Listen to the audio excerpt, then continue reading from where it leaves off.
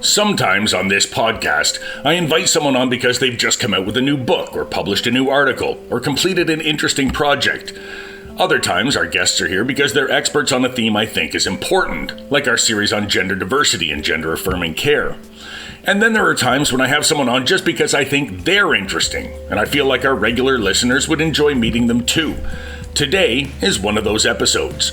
My name is Eric Bowman. I'm the communications person at the Canadian Psychological Association, and this is Mindful.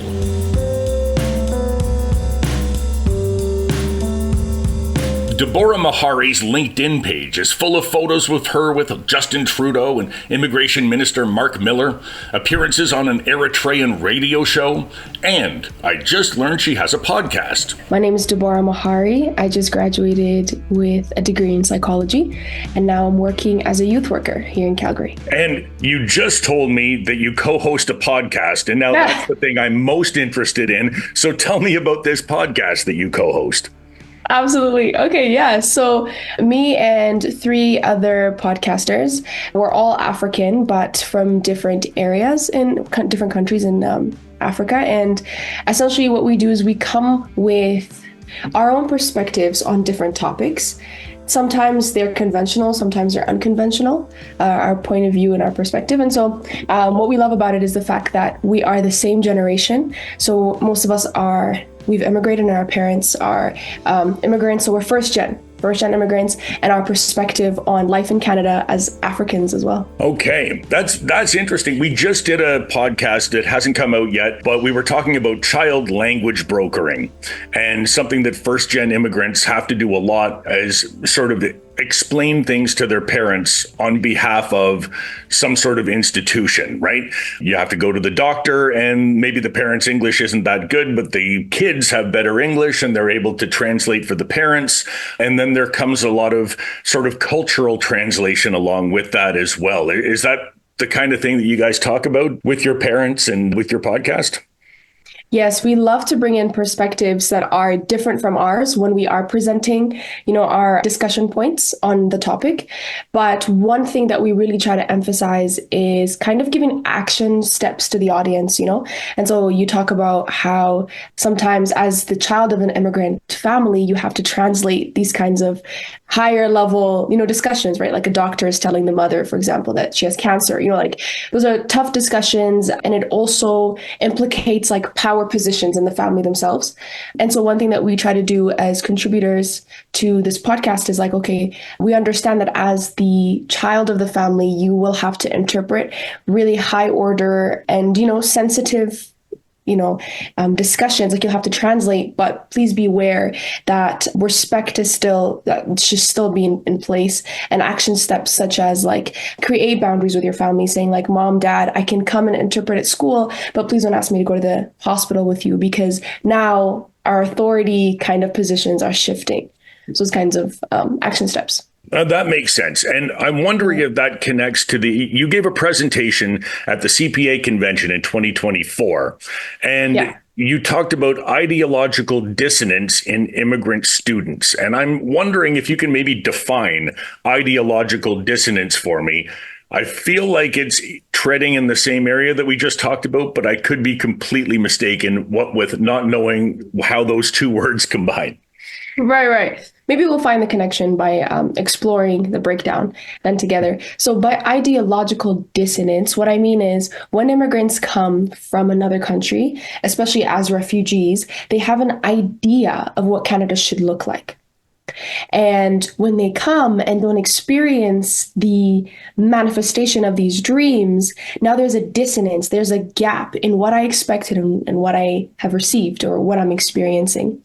And so many of them, for example, come from countries that hold different methods of teaching and just the educational system in itself. And then they come to Canada expecting that there's going to be a continuity of that kind of structure to school. But then they see that it's different, right? For example, a lot of my participants in the research talked about how in their home country, where they studied, the teacher had an invested relationship with the student, right? So it was like if you didn't hand in your homework, the teacher would come after you and be like, hey, I'm invested in your success. And so I need this back, or like, how can I help you? How can I support you?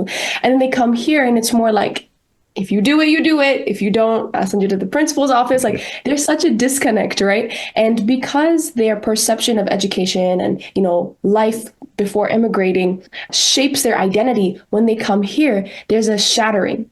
And that's where the dissonance comes in. Okay, that's very interesting. I know you've talked a fair amount about specifically Eritrean immigrants and the disconnect with the educational system. I know that's your background. Is that something that you personally have found in your community, that's something that specifically affects the Eritrean community? Yes. Yeah, I have experienced that personally, and then also a lot of my peers. And one of the biggest gaps that they have express that they're experiencing is when they come here and there's this disconnect between the teachers in Canada compared to the powerful connection they had with their teachers back home, which really drove their motivation for success in school. When they don't experience that here, and then added on top of that is this new environment, right? Generally, everything is different, right? Now, for example, a lot of my friends are men, and these men, they're 18 years old, and they have to now also take care of their families. Like the mother's a single mother, and they have two younger siblings, and now they're in high school with a completely different system. And so one thing they always say to me is I didn't expect Canada to be like this. I kind of expected them to kind of they brought me here. Hopefully they'll hold me up as well. And so it's I want to study, but I also have to pay rent because my mom's a single mom, has to take care of two younger children. And so personally, I've experienced that, but then seeing the effects of that on my friends. Some of them have dropped out. Some of them have just stopped at high school. Thankfully, they've graduated, but now they're kind of just in construction and those types of works to make sure that they maintain the other aspects of life, having a roof over your house, like yourself, and having food on the table, kind of thing. So tell me a little bit about your history. What led you to psychology? What made you go, this is where I want to go with my career and my life, and this is what I want to study and know all about? Right. That's a really good question, Eric. Because it's funny because it's easy to go forward, right? But to think backwards is just an actual mental, walk. That's a good question. Yeah. I love giving counsel. I know that about myself. I love giving counsel, and I feel somehow, this might sound weird, but I always I have divine wisdom. And I'm not even trying to prop myself up, but it's I genuinely feel I say things that are so beyond my years. And so in my head, I'm okay, how do I, use evidence-based wisdom to help others? Initially, when I graduated high school, I actually wanted to go into theology. And when I went into the open house of the school that I went to, I remember I didn't even look at any other booths. I was I'm just going to go to theology. And it was this one professor who ended up being my supervisor, actually. And he's an editor for CPA, but there's this one professor, he just kind of came over and he was what's your name? Just very engageful. And I was I'm just trying to go to theology. Please just leave me alone. But it was his connection that drew me in. And then all of a sudden he started, talking about psychology, what that could look like and how I could actually mix it in with my love for theology and all that kind of stuff. And so then I went to his booth, I saw it, and I was I'll try. And now I'm graduated. That's fantastic. My wife tells me that when I've had a couple of drinks, I talk like an 80-year-old man. So maybe that's divine wisdom coming out in that. I wonder. I'm beyond my years when I've had two beers. That's oh, that rhymes. That's going to be the name of my next album. That's so. How then has your initial desire to go into theology and then your subsequent studying of psychology? How have those two things meshed together? Is there still a significant theological component to what it is you want to do and what you're doing now? Yes, I think there is a really strong connection. So I believe in Jesus, and that's the reason I wanted to go in theology. And so one of his main teachings is that you should not be wanting to be served, but to serve others. And so I thought, okay, I know that I have the capacity, right? Mentally, in terms of intellect, I know that I have the capacity to help others. So learn and then help others. And so I thought, okay, how do I serve people, right? Okay, I'm in Canada and there is a really high trend and it is ongoing for anxiety, for depression, for mental disorders such as like schizophrenia. And so how can I learn and how can I apply myself, whether it be in research or gaining experience through work, to be able to be competent to help people that are going through these kinds of conditions? And so that's the theological component where it's like, okay, if I'm called to serve others and I have the intellectual competency, then I'm just going to apply myself and make sure that I'm found serving others in that way. That makes good sense. And have you found a lot of support in your community? One of the things you talked about was just the East African diaspora writ large and the disconnect with Canadian institutions writ large. Is theology a portion of that? Does religion play a significant role in the understanding of how maybe an institution should work or how the community works? Yeah, now we're getting into philosophy. Let's see. We are nothing if not philosophical on this. Right, yeah. I think, therefore, I am. The word philosophical. Let's see. That's a really good question. So it's like, how does my theology kind of inform my idea of, government and institution kind of thing, right? Yeah. Yeah, let's see. Yeah, I guess even going back to serving others, I think maybe that's how I see it. And my understanding is, okay, like Canada, like, thank you, right, for bringing in all these permanent residents and all these immigrants and refugees. But it's like, but what are we doing afterwards? And how are we serving them afterwards, right? So it's not just that, we're hitting our moral goal, right, of so-and-so, how many, residents that are coming in, but it's more like, okay, well, they're here. How do we serve them? So I think that's the connection of how theology and my idea of institution and government works, where it's like, okay, we bring them in, but now let's serve them. Let's put in the right, kind of pieces together to make this picture more beautiful and make the disconnect less disconnected for these immigrants. And that's something we talk about in many walks of Canadian life, specifically now with diversity, equity, inclusion initiatives, where people are starting to realize it's not enough to just hire diverse people and achieve a certain level of equity and tick off the box of inclusion. You then have to support those people when they're working for you. You also have to create a workplace, for example, that is not only accepting of those people, but embraces them and makes them a valued member of the team, right? Just checking the box does no one any service. And it's more difficult for them and for the whole workplace if you're approaching it in that way, right? Exactly. And that's what me and my colleagues advocated for when we went to 1834 Summit and went before Mac Miller. What we were saying was, it's really good that they're here, but there needs to be some sort of adjustment to the current programs that are filling gaps in many ways. There needs to be adjustments so that we can account for the amount of immigrants that are coming in. So, for example, we specified on one of their programs that helps, professionals, immigrants who are professionals in their home countries, it helps them get accredited here in Canada. Mm-hmm. And so what we talked about was, that's really good. That's working really good. However, the boundaries of, or more like the criterias of this program are too tight. And we needed to kind of expand a little bit more so that we can account for the other immigrants that also need to be or should be accredited. And how we did it, which I think was really strategic, was we kind of mixed it in with the housing crisis that's happening in Canada right now. And so we said, okay, so there's going to be X amount of immigrants coming in, and we do not have enough real estate right now to even have houses for those that are already here. So we said, okay, what do we need to do? This means that those who were professionals in their home country and can help us meet this need of building more houses need to be accredited. So that's why we're asking that you would expand this program so that we can include these immigrants and get accredited and get more houses. And so I think that was a strategic plan on our end. That's an excellent way to tie it together. Very good strategy. But I think a few people might be a little lost about what you're talking about. The 1834 project. I saw that you have some photos. You have a photo with the Prime Minister, Mac Miller, I think the Minister of Immigration. Yes. You got to meet with him. So tell me about the 1834 project and how this came about, that you guys got this meeting with some of the influential people who can make some of this happen. Yes, absolutely.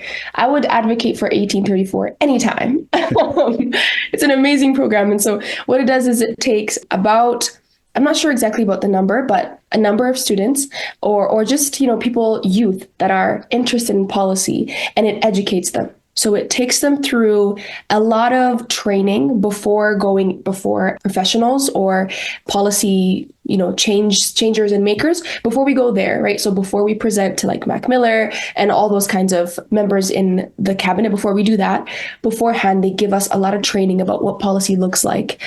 So it's like a civics class, a hardcore, Exactly. like super intense civics class for advocacy nerds, is what you're saying. Exactly. Okay. Summed it And up. then they teach you all this stuff. Then do they send you out? Do they set up the meetings? Do you set up the meetings yourself? How does the meeting come about? Yeah, so they do all of that on the administration side, which is their side. And then we kind of show up with our plans. And not only do we show up, though, they also guide us and mentor us throughout. So they'll like edit our plans and our suggestions and all that kind of stuff. So they'll make the meetings, they'll read through our side of things and see if it's good and like good. And then we'll just go to the meetings they booked. And what does 1834 refer to? I'm presuming it's something like the 1619 Project in the U.S. that talks about that being the first time that slaves were brought over, and that was the true founding of the U.S. Is this something like that? Does the year 1834 have some significance in Canada? Yes, it does, but it is slipping my mind right now. But it's something along the lines of the Eric, I don't know if you know, but you know how there was something in South Africa. There was like a suffragette kind of movement in South Africa. I forgot about it. I even wrote an article about it. Uh, I feel like we've done a podcast on it, and it's now See? slipped my mind. My friend Zoraida was talking about living under apartheid and being part of the resistance when she lived there. She went to Yeah. school with Winnie Mandela, and she used a lot of words that are currently slipping my mind as well. Yeah. We'll have to refer people back to earlier podcasts in Yes. this series. And then when we finally put this podcast out and are able to edit it, I'm going to, at the end, say what the answer is and sound really smart about it. Ah, I like that. I agree with that.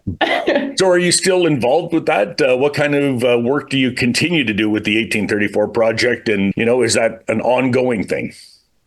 No, so on my end, I was a cohort member. And so when we finished that, when we ended our cohort time, I kind of just moved on. And then now that I think they're on their second cohort, but no more, like we're not in ties, but we do kind of those, for example, because 1834 cohorts are from different provinces in Canada, we have one in Alberta. And so those who are in Alberta will kind of sometimes meet together and like have coffee or like have lunch just to chat about what's going on, how we can help one another. But in terms of like officially with 1834, not really, not anymore.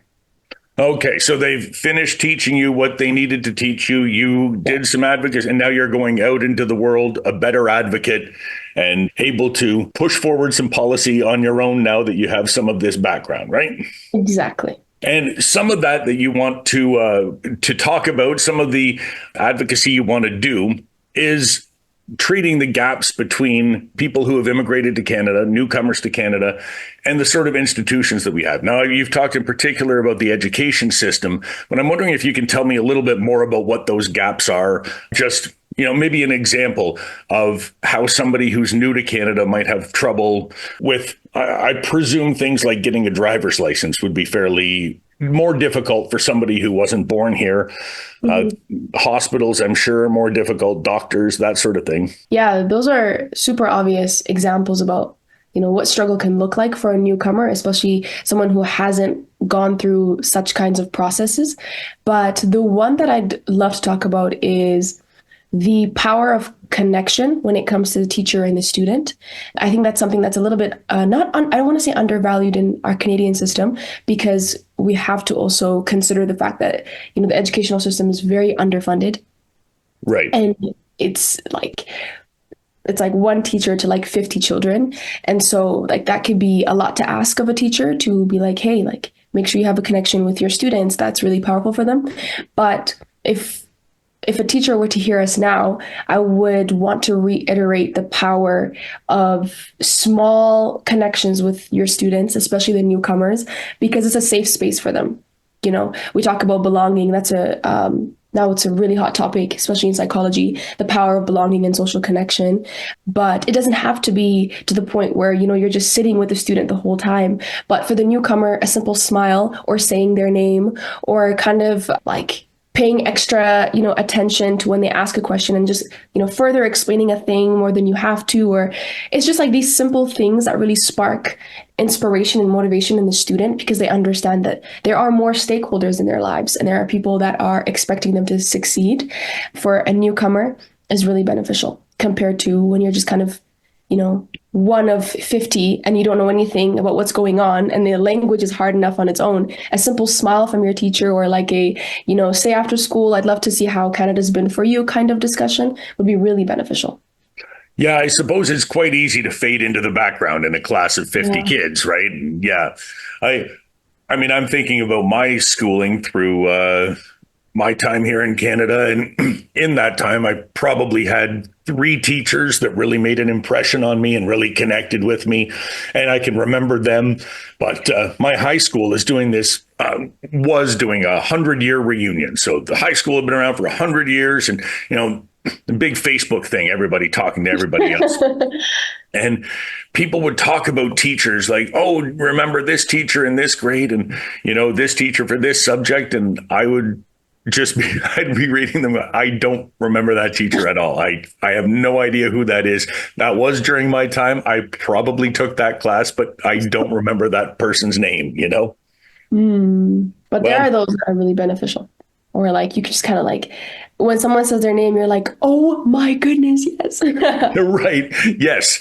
I had one teacher who was just a teacher for a screen education class, which really was, we got to watch movies and then talk about them. So it was an amazing class and I loved it. Yeah. And I did go on to review movies for some time afterwards. So it obviously had some effect on me. But he added me as a friend on Facebook many years later, and I was pretty excited about that. Mr. Godwin he remembers who I am. That's amazing. Like, that was exciting for me, I love that. Now I don't even use Facebook, so who knows, right? But it was the thought. It was the thought. It was an exciting time for a moment anyway. And then, yes, Facebook became too much to handle and I stopped using it. But I think it's a good reminder. And is there a way do you speak to teachers? Do you talk to educators? Do you give presentations and talks? Do you exist in that space in some way where you're making an effort to give these little reminders like, hey, connecting with your students, like just small things can really make a big difference, Not as publicly as I'd like to, but the 2 things that I'm working on right now is number 1, publishing that research paper so that other teachers can see it. And then secondly, right now as a youth worker, I work in schools and quite closely with DL2, those who teach ELL, teachers who teach ELL. I work closely with them. And so what is ELL? It's English or ESL, English as a second language. Yes. Okay. Mm-hmm. So those kinds of teachers, I try to encourage them and say, hey, like the work that you're doing is really important and they're going to remember it. Even if now they're dozing off, later on, they're going to remember the things that you've said and the way that you've encouraged them. So those are the 2 ways that I'm trying to, but I would in the future like to kind of have a more structured way of encouraging teachers. I remember my friend Corey was a teaching assistant, and I went into one of his classes with him for a day and followed him around. And he brought lived experience. He'd been homeless as a youth for some time here in Ottawa. And that's how I met him. And he ended up becoming a teacher's assistant. And he brought that experience to a class full of newcomer Canadians. That was all that were there. A lot of them refugees. And so in a way, he had a connection with them where they could understand some of his stories. He could understand some of theirs in a way that many of us couldn't. And just seeing that connection, just a sort of similar lived experience in a way, really made a big difference in that circumstance. I can definitely attest to that, to the fact that even your, like your past deviance can really push forward the positive message that you want to disseminate. Because personally, I've also experienced that. And I mean, what youth hasn't made, not smart decisions that have taken years of their lives. But at the end of the day, it also has helped me identify with so many different demographics. And I don't just mean ethnically, but even, life kind of situations kind of thing. So it's powerful. I think it's really powerful. I think sometimes as well, we try to hide the not pretty side of ourselves or our past, but I think it can actually put us before really sensitive audiences that need to hear the message still. For sure. And it's definitely different when you're doing it one-on-one than it is when you're doing it in a public forum, like a podcast, for example. On your podcast, do you get that deep? We want to. I think now it's a funny dynamic, not funny, but it's just new. It's a new dynamic because we all come from such different walks of life. And so, you have me, Dibora, who's very much like, let's get to work. Let's, let's just kind of like grind. And then you have the other who's more like, let's just relax. Let's just do our thing. And then you have the other person who's like, I don't know. It's just right now we're really trying to figure out what kind of dynamic works best to send out this message. But at the same time, I love how diverse we are in terms of where we've come from and our ideas about life and that kind of thing. So now we're just in the process of basically getting to know each other, which is a beautiful process. That is a great thing. And yeah. I mean, you seem to be very focused, but also if somebody can interrupt you on your way to a theology booth and say, hey, how about psychology, and change the course of your entire life, you at least are not so focused as to have tunnel vision. There you go. You know me already, Eric. You read me already. It was very easy. You're easy to get to know quickly. It's good. Good. That's good. So what's the plan from here? You said you're working in schools now. Are you going to continue to do that? Do you have a larger immediate goal in the next little while? Yeah, I want to go in the next, hopefully 2 years. I want to go into educational psychology. I want to do my master's. I'm considering U of Ottawa, and I'm also considering U of T, just because they're very good schools. But for right now, I just want to get experience, to be honest, because the last thing I want to do is go into a master's and then realize that that's actually not the specialty that I want. And so, but I know that, generally I want to go into that youth school kind of specification. So now I'm going to work and then I'm going to save. And that's important. Yes. Right. And then see my niche. When you do go into educational psychology, if that's what you end up doing, you're going to bring a wealth of experience with you. But you also brought a wealth of experience into your undergrad years in psychology that I assume many of the other students in your class didn't have. And I'm wondering if that gave you a different perspective. Was that something that changed the way that you approached psychology as a discipline? It's something that seems to be very Western centric in general and not necessarily translatable for all cultures around the world, and coming from a different place and different culture. Did you bring that with you? Did you find a way to mesh the two, or do you think it helped or hurt in a way? I feel like this would be a really good question for like the me in 10 years.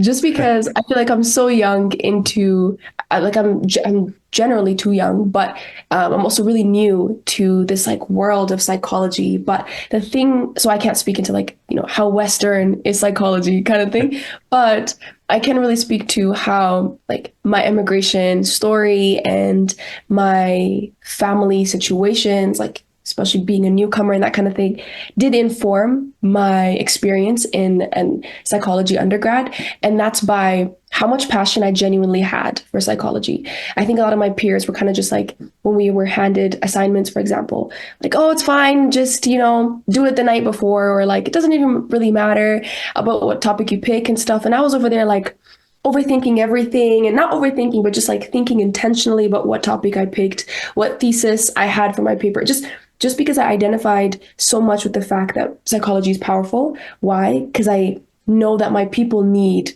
this, like they need this profession in their lives. And so I took it more seriously. But yeah, I think just like my past experience showed me how powerful psychology is, and that I need to apply myself intentionally to actually reap its beauty and its fruit. Sounds like some wisdom to me.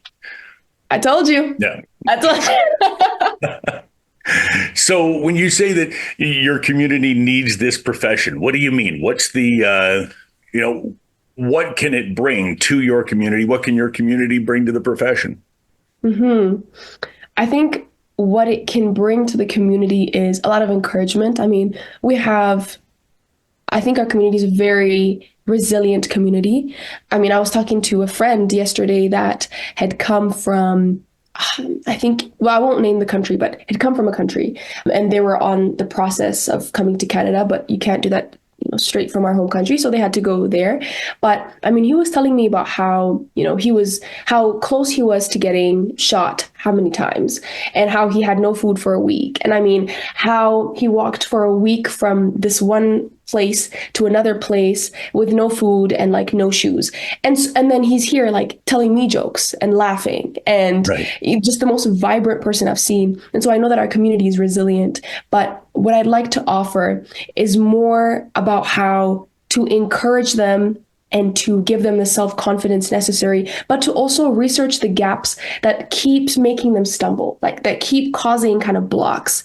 So yes, I could talk about identity and I could, do research into resilience, but I'm really focused on education because I feel like that is the immediate place that these newcomers are coming in. And so if I can find the gaps and then research a way to solve or create a solution, and then with the government work to implement those solutions, then these newcomers can have a more smoother way into Canada. That makes great sense. And the reason that I'm talking to you now is that I do want to ask those questions to 10 years from now. I used to work at a record store, and the boss at the record store would always put new artists on the little machine that plays the music through the store, so that 10 years later, she could tell everybody, I was the one who broke Nickelback. I was the first to play, like we did that in our store before anyone else. And she would tell people that. And I would sort of whisper to her, may not be the right band to tell people that we started, but okay, So 10 years from now, when you're a superstar, I can say we had you on the podcast early, and then so it's going to be perfect that way. Now, before I let you go, though, you mentioned your podcast, but you didn't mention the name of it or where people can find it. And at the very least, let's send people from this podcast to yours. Yes. So it is called Why Are We Here? East African edition. And you can find it on podcast and I believe Apple Podcasts as well, which is called Why Are We Here? Why Are We Here? Yeah. And then you could put the link in. All right. I will put the link to your podcast in the show notes. I hope people do go check it out. And I hope to speak to you again in 10 years and see how much additional wisdom you've acquired in that time. I'm excited. Well, thanks so much. Thanks for being here. And thanks for taking the time to speak with me. It's been great getting to know you a bit. Thank you. I appreciate you. For more wisdom and more Dibora, check the show notes for the Why Are We Here podcast. Dibora will see you in 10 years. For the rest of you at home, see you in 2 weeks. And thank you for listening, streaming, and sharing this episode. Mindful is written, published, and hosted by me, Eric Bowman. Our producer and editor is Jamie Montgomery, and our theme music is Avenues by David Taylor.